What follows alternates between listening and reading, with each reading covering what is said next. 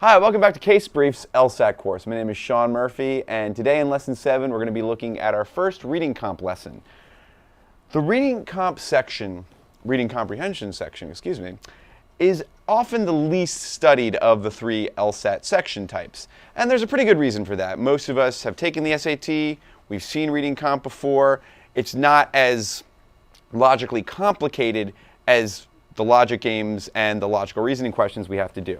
There's not as many question types on the reading comp as there are in logical reasoning, for example. But you ignore it at your peril. There are always 27 to 28 questions on the reading comp. That makes it the section with the most questions. Logic games, there's 22 to 23 questions, reading comp 27 to 28. So just in terms of the number of questions, reading comp is a more important section than logic games. And there are certain strategies you can use to do better on the questions. You can definitely improve. You might not see as dramatic an improvement as you'll see on the logic games, but it is possible to significantly increase your reading comp performance and thereby get a much better LSAT score. So let's jump into the June 2007 reading comp section. Like lesson 2, this lesson is entirely based on questions from the June 2007 test. So that's all you need in front of you right now. We're going to take a look at section 4. I want you now to read this passage on your own. Pause the video. When you're done, we'll talk about it.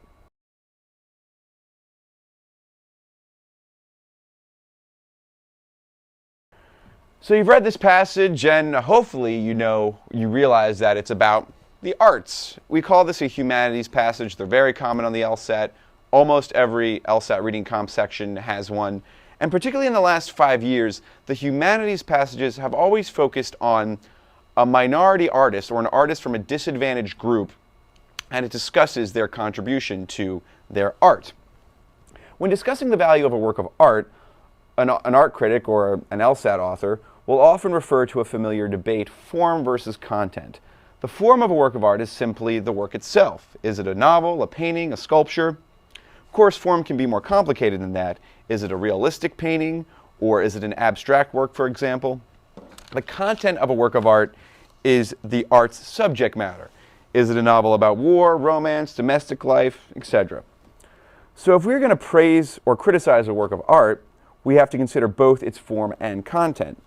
The artists that are the subject of LSAT passages are almost always praised, and they are praised both as innovators with regards to their art's form and often as representatives of groups that formerly did not receive a great deal of attention in the fine arts.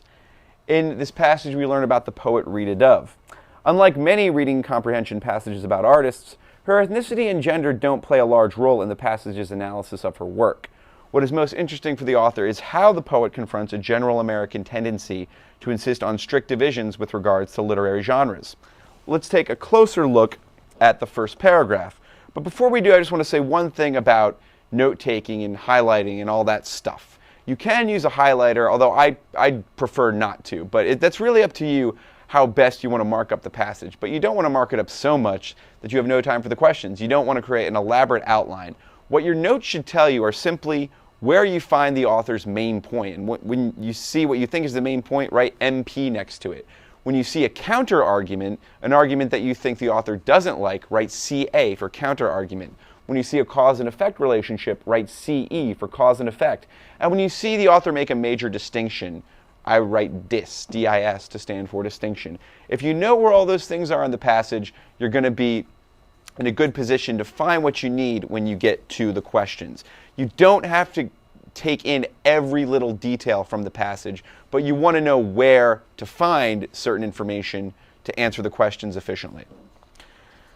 In the first paragraph, we learn about this deep rift between poetry and fiction in the United States, particularly in academic settings. We can get a pretty good sense just from this paragraph that the author doesn't like this tendency. We've seen on the logical reasoning plenty of times the way an author will introduce an argument or an idea or some fact that the author doesn't like.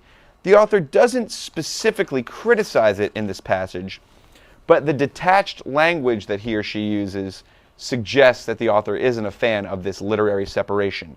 Also, a phrase like conventional wisdom, pretty critical So I think we just need to take from this paragraph that the author doesn't really like this American tendency to insist on a separation of literary genres.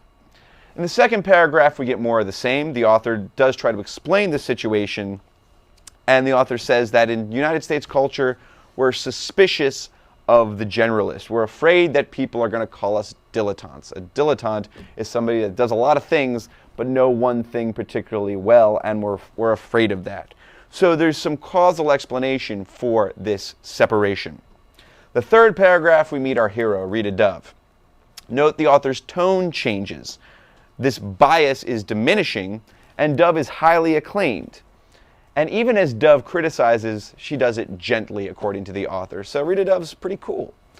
The author likes her, and we must understand that in order to succeed on these questions. One important note is that Dove is not alone. She's part of a recent trend. Also, we have the example of German literary culture, which isn't as specialized and restrictive as that in America. In the fourth paragraph, we finally have some details about her work. We learn that her poetry features lyrical narrative. The narrative part is the fictional element, and her fiction is lyrical, which means poetic, because it has poetic rhythms and elliptical expressions, whatever that means. In a paragraph like this, it's easy to get lost in the details, particularly if you are not familiar with literary terminology. If you notice that you are ever getting lost in the details, just note the basic contents of the paragraph. You can write DET for details, so you know where to go in the passage if there's a specific question that refers to particular elements in Rita Dove's work. Now let's take a look at the questions.